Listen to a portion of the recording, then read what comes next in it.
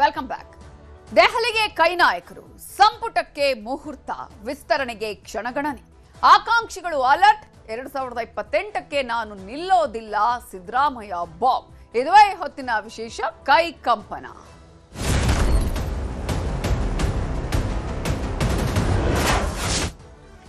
ಸಚಿವ ಸಂಪುಟ ವಿಸ್ತರಣೆ ಯಾವಾಗ ಆಗತ್ತೆ ಅಂತ ಸಚಿವ ಆಕಾಂಕ್ಷಿಗಳು ಕಾತರದಿಂದ ಕಾಯ್ತಾ ಇದ್ದಾರೆ.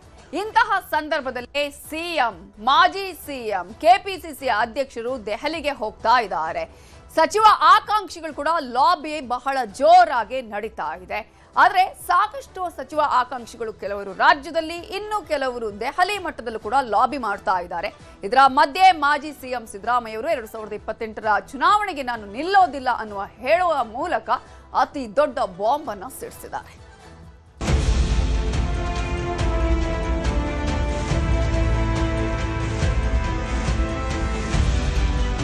ಕಾಂಗ್ರೆಸ್ ಶಾಸಕರು ಚಾತಕ ಪಕ್ಷಿಗಳಂತೆ ಕಾಯುತ್ತಿರುವ ಸಚಿವ ಸಂಪುಟ ವಿಸ್ತರಣೆ ಕ್ಲೈಮ್ಯಾಕ್ಸ್ ಹಂತಕ್ಕೆ ಬಂದಿದೆ. ಕಳೆದ ವಾರವೇ ಆಗಿ ಹೋಗಬೇಕಿದ್ದ ಸಂಪುಟ ವಿಸ್ತರಣೆ, ನೀಟ್ ಪರೀಕ್ಷೆ ಅಕ್ರಮದ ವಿರುದ್ಧದ ಕಾಂಗ್ರೆಸ್ ಪ್ರತಿಭಟನೆ, ಸಂಸತ್ ಗಲಾಟೆಗಳಿಂದಾಗಿ ಮುಂದಕ್ಕೆ ಹೋಗಿತ್ತು. ಇದೀಗ ಮತ್ತೊಂದು ಸುತ್ತಿನ ಸಭೆಗೆ ವೇದಿಕೆ ಸಿದ್ಧವಾಗಿದೆ. ನಾಳೆ ಬೆಳಿಗ್ಗೆ ರಾಜ್ಯ ಕಾಂಗ್ರೆಸ್ ನಾಯಕರು ದೆಹಲಿಗೆ ತೆರಳಲಿದ್ದಾರೆ. ಸಿಎಂ ಡಿಕೆ ಶಿವಕುಮಾರ್, ಮಾಜಿ ಸಿಎಂ ಸಿದ್ದರಾಮಯ್ಯ ಹಾಗೂ ಕೆಪಿಸಿಸಿ ಅಧ್ಯಕ್ಷ ಬಿಕೆ ಹರಿಪ್ರಸಾದ್ ವಿಶೇಷ ವಿಮಾನದ ಮೂಲಕ ದೆಹಲಿಗೆ ತೆರಳಲಿದ್ದಾರೆ. ನಾಳೆ ಸಂಜೆ ರಾಜ್ಯದ ಸಂಸದರು, ರಾಜ್ಯಸಭೆ ಸದಸ್ಯರ ಜೊತೆಗೆ ಔತಣಕೂಟದಲ್ಲಿ ಸಿಎಂ ಭಾಗಿಯಾಗಲಿದ್ದಾರೆ. ಬಳಿಕ ಮಂಗಳವಾರ ವರಿಷ್ಠರ ಜೊತೆ ರಾಜ್ಯ ನಾಯಕರ ಸಭೆ ಇದೆ.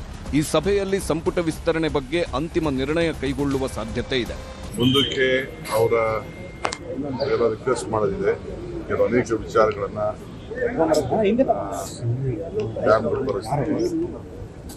ಅನೇಕ ಸಮಸ್ಯೆಗಳನ್ನ ನಾವು ಗಮನಕ್ಕೆ ತರಲಿದೆ. ಯಾವುದಾದ್ರೂ ಬಾಕಿ ಪ್ರಾಜೆಕ್ಟ್ಸ್ ಎಲ್ಲ ಇದೆ,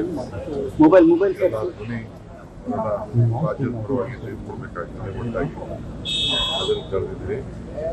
ಆಮೇಲೆ 13ನೇ ತಾರೀಕಿಂದ ಸೆಷನ್ ಪ್ರಾರಂಭ ಮಾಡ್ತೀವಿ. 15 ಅಸೆಂಬ್ಲಿ.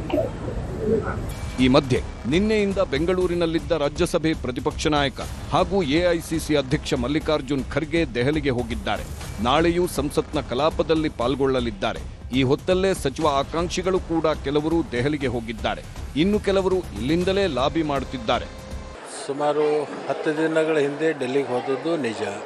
ಕೇವಲ ಮಂತ್ರಿ ಆಗಬೇಕು ಅನ್ನೋ ಲಾಬಿ ಮಾಡಲಿಕ್ಕೆ ಹೋದದ್ದಲ್ಲ, ಬೇರೆ ಬೇರೆ ಕಾರ್ಯಗಳ ನಿಮಿತ್ತವಾಗಿ ಹೋಗಿರ್ತಕ್ಕಂಥದ್ದು.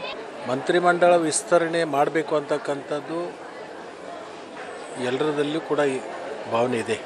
ನನಗೆ ಸಚಿವ ಸಿಗುತ್ತೆ ಅಂತ ನಾನು ಭಾಳ ಆಸೆ ಪಟ್ಕೊಂಡಿದ್ದೀನಮ್ಮ. ನಾನು ಭಾಳ ಸೀನಿಯರ್ ಇದ್ದೀನಿ. ಇವಾಗ ಯಾರು ಮಂತ್ರಿಗಳಾಗಿದ್ದಾರೆ ಅವರೆಲ್ಲರಿಗಿನ ಸೀನಿಯರ್. ದೇವರಾಜ ಕಾರ್ಯದಾಗೆ ನಮ್ಮ ರಮೇಶ್ ಕುಮಾರ್, ರಘುಪತಿ, ಚಂದ್ರಗೌಡ ಪ್ರೆಸಿಡೆಂಟ್ ಇದ್ದಾಗ ನಾವೆಲ್ಲ ಪ್ರಧಾನ ಕಾರ್ಯದರ್ಶಿಯಾಗಿ ಕೆಲಸ ಮಾಡಿದ್ದೀವಿ. ವಿದ್ಯಾರ್ಥಿ ಈ ದೇಶದೊಳಗೆ ಕೆಲಸ ಮಾಡಿದ್ದೀವಿ. ಹಾಗಾಗಿ ನನಗೊಂದೇ ಒಂದು ಪ್ರಾಬ್ಲಮ್ ಆಗಿದೆ, ಜಾತಿ ರಾಜಕೀಯ ಬಂದು ನನಗೆ ಪ್ರಾಬ್ಲಮ್ ಆಗಿದೆ. ನಾನೇ ಹೋಗೋದಿಲ್ಲ, ಆದರೆ ಹೋಗಿ ನಾವು ಮುಂಚೆ ಯಾರ್ಯಾರಿಗೆ ನಾವು ರಿಕ್ವೆಸ್ಟ್ ಮಾಡಬೇಕು, ನಮ್ಮ ಕರ್ತವ್ಯ ಏನಿದೆ ಅದನ್ನು ಒಂದು ಸತಿ ಮಾಡಬೇಕು. ನಾವು 100 ಸತಿ ಹೋದ್ರೂ ಕೂಡ ಅದಕ್ಕೆ ಅರ್ಥ ಅಷ್ಟೇ ಇರುತ್ತೆ. ಆದರೆ ಇದು ಸಂಪೂರ್ಣವಾಗಿ ಪಕ್ಷದೊಳಗೆ ಹೈಕಮಾಂಡ್ ಅಂತ ಇರ್ತದೆ. ಅವ್ರು ಏನು ತೀರ್ಮಾನ ತಗೊಳ್ತಾರೆ ಅದಕ್ಕೆ ನಾವು ಬದ್ಧವಾಗಿರಬೇಕಾಗುತ್ತೆ. ಅದು ಹೈಕಮಾಂಡ್ ವಿಚಾರ. ಮುಖ್ಯಮಂತ್ರಿ, ಎಕ್ಸ್ ಚೀಫ್ ಮಿನಿಸ್ಟ್ರು, ಪಾರ್ಟಿ ಅಧ್ಯಕ್ಷರಿಗೆ ಹೈಕಮಾಂಡ್ ಬಿಟ್ಟಿತ್ತು. ಅದ್ರ ಬಗ್ಗೆ ನಾನು ತಲೆ ಕೆಡಿಸ್ತೀನಿ. 2028ರ ಎಲೆಕ್ಷನ್ಗೆ ನಾನು ನಿಲ್ಲೋದಿಲ್ಲ, ಮಾಜಿ ಸಿಎಂ ಸಿದ್ದರಾಮಯ್ಯ ಸ್ಫೋಟಕ ಹೇಳಿಕೆ. ಸಿಎಂ ಸ್ಥಾನಕ್ಕೆ ರಾಜೀನಾಮೆ ಕೊಟ್ಟ ಮೇಲೆ ಸಿದ್ದು ಅತಿ ದೊಡ್ಡ ಘೋಷಣೆಯೊಂದನ್ನು ಮಾಡಿದ್ದಾರೆ. ಮುಖ್ಯಮಂತ್ರಿ ಸ್ಥಾನ ತ್ಯಜಿಸಿದರೂ ನಾನು ರಾಜಕೀಯದೊಂದಿಗೆ ದೂರ ಇರಲ್ಲ ಅಂತ ಹೇಳಿ ಟ್ವಿಸ್ಟ್ ಕೊಟ್ಟಿದ್ದ ಸಿದ್ದರಾಮಯ್ಯ ಈಗ 2028ರ ಚುನಾವಣೆಯಲ್ಲಿ ಸ್ಪರ್ಧಿಸಲ್ಲ ಅಂತ ಹೇಳಿ ಹೊಸ ಟ್ವಿಸ್ಟ್ ಕೊಟ್ಟಿದ್ದಾರೆ.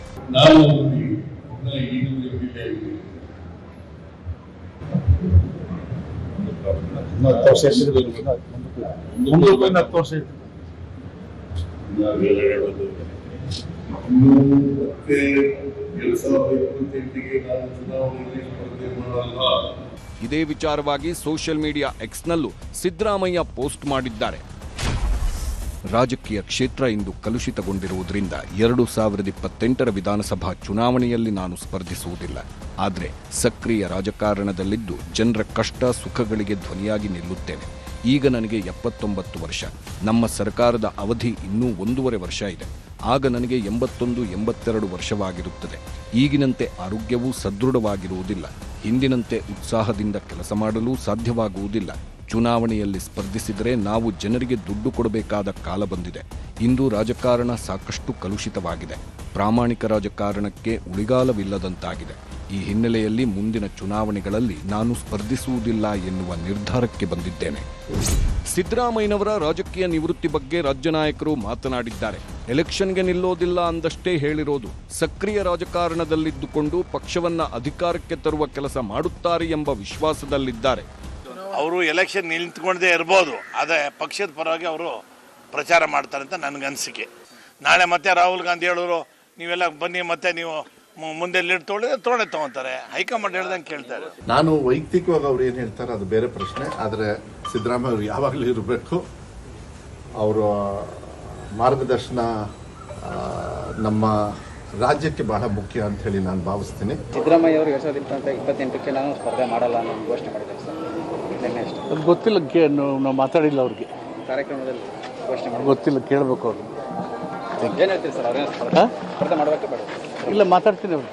2013ರಲ್ಲಿ ಮೊದಲ ಬಾರಿಗೆ ಮುಖ್ಯಮಂತ್ರಿ ಆಗುವ ಸಂದರ್ಭದಲ್ಲಿ ಇದು ತಮ್ಮ ಕೊನೆಯ ಚುನಾವಣೆ ಎಂದು ಮಾಧ್ಯಮಗಳ ಮುಂದೆ ಸಿದ್ದರಾಮಯ್ಯ ಹೇಳಿದ್ರು.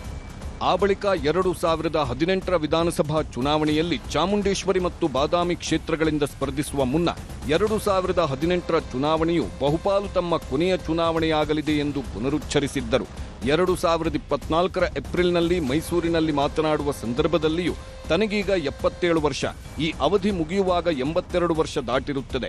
ಆ ಸಂದರ್ಭದಲ್ಲಿ ಉತ್ಸಾಹದಿಂದ ಕೆಲಸ ಮಾಡಲು ಆರೋಗ್ಯ ಸಹಕರಿಸುವುದಿಲ್ಲ. ಹಾಗಾಗಿ 2028ರ ವಿಧಾನಸಭಾ ಚುನಾವಣೆಯಲ್ಲಿ ನಾನು ಸ್ಪರ್ಧಿಸುವುದಿಲ್ಲ ಎಂದಿದ್ದರು. ಈಗ ರಾಜೀನಾಮೆ ಕೊಟ್ಟ ನಂತರ ಇದೇ ಮೊದಲ ಬಾರಿಗೆ 2028ರ ಚುನಾವಣೆಯಲ್ಲಿ ಸ್ಪರ್ಧಿಸಲ್ಲ ಎಂದು ಹೇಳಿದ್ದಾರೆ. Bureau report, news 18.